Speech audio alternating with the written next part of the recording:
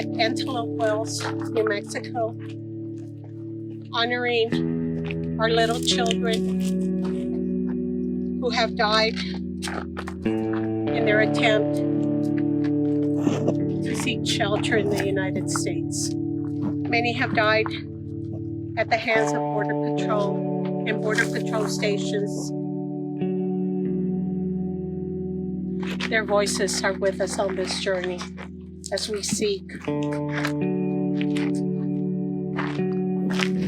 to be witnesses to all human justice for our immigrant brothers and sisters.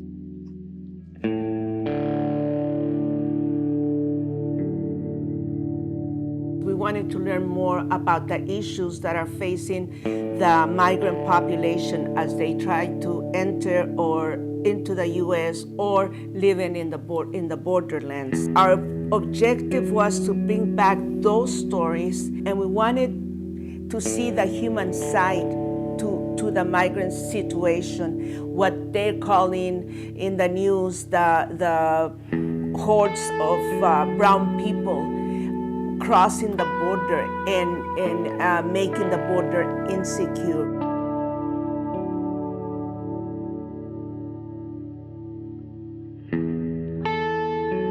I would say, look here. You have to see it. That's why our group is called, A Witness at the Border. You have to actually see it. It's a different thing. You may hear about it. You may get glimpses of it on the television. You may hear stories about it from mainstream media that tells you that the border is in chaos, etc. The border is not in chaos. The border is chaos. It is this destructive force that we force into people's lives here.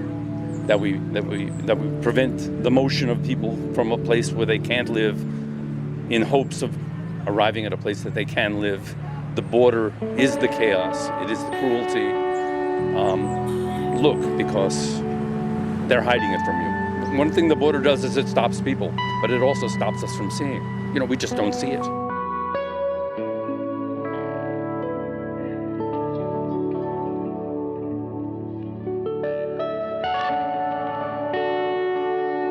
I also saw that there's room for everyone. There's no reason why other people cannot come into our country and work in order to support their families. Just like my parents did when they migrated in the 60s, or other immigrants did back in the turn of the century, the Irish, the Italians, the Greeks. We come here to this country for an opportunity to grow and an opportunity to survive.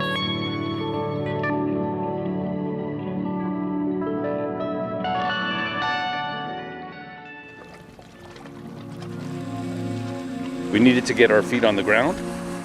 We needed to be active once again. So here we are doing what we're calling a journey for justice.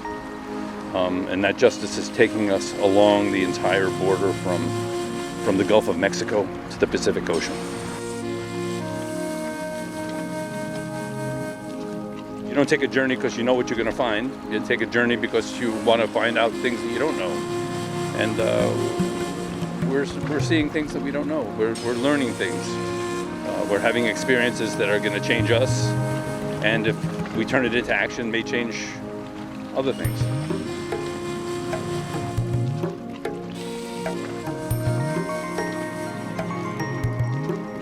It really is amazing. We could stand within 100 yards of people on the other side who are cold and hungry and sick and hoping to get in without getting a glimpse of them. You have to look. We're here to look, and we hope that everybody's eyes are turned in this direction, and at least they hear what we have to say about what's going on. It's invisible.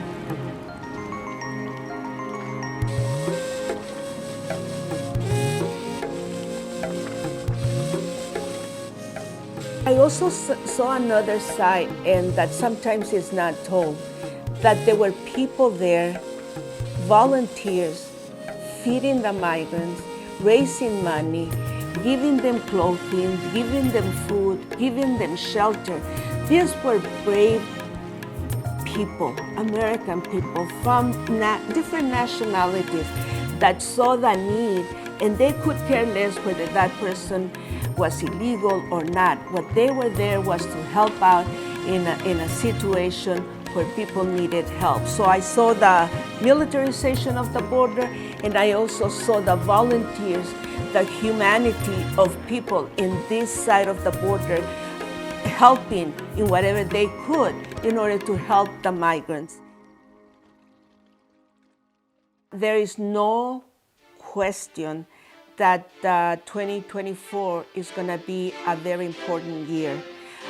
It's the presidential elections, and the situation at the border, it's not going to get better. We can see it by the fact that almost $10 billion was given to, for immigration, for homeland security, for ICE, for the Border Patrol. We can certainly fight for certain immigration legislation that would make it a lot better for migrants to seek asylum, for even the undocumented that here, the more than 10 million immigrants that are here in this country. We need some kind of legalization. They have been here for 20 or 30 years.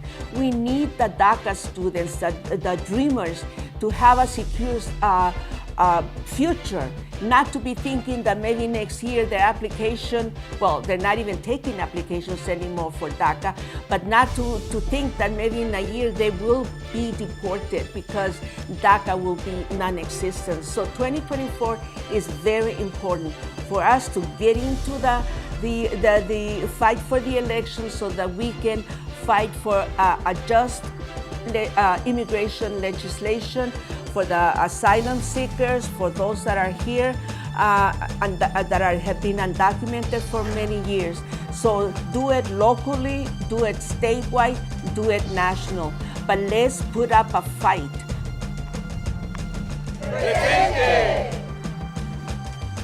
We are planning a workshop for justice in Ajo, Arizona, January 12th through 15th, 2024.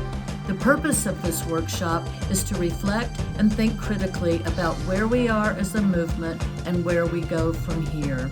With the adopted theme, Witnessing Within a Global Framework, we will host presentations, panel discussions, and breakout sessions. We will also arrange opportunities to volunteer in the Ajo area. We expect this workshop to leave us all better informed and in tune with the ever-changing issues and challenges surrounding immigration. To register or learn more, visit witnessattheborder.org.